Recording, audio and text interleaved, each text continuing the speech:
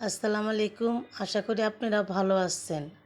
বড়ির আচার দেখেন আমি কিভাবে বানাইছি, খুবই সুন্দর হয়েছে। দেখাবো কিভাবে বানাইছি, আপনারা বানাবেন। বড়িটি ভালো করে ধুইলাম, ভালো করে ধুইবেন।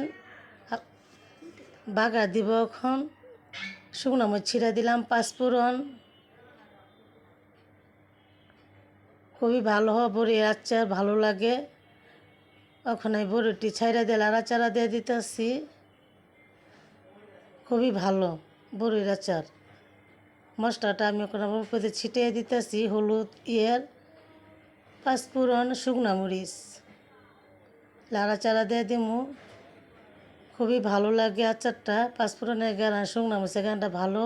আমার আচারটা হয়ে গেছে, খুবই সুন্দর হয়েছে। আপনারাও বানিয়ে খায় দেখেন, ভালো হোক। ধন্যবাদ।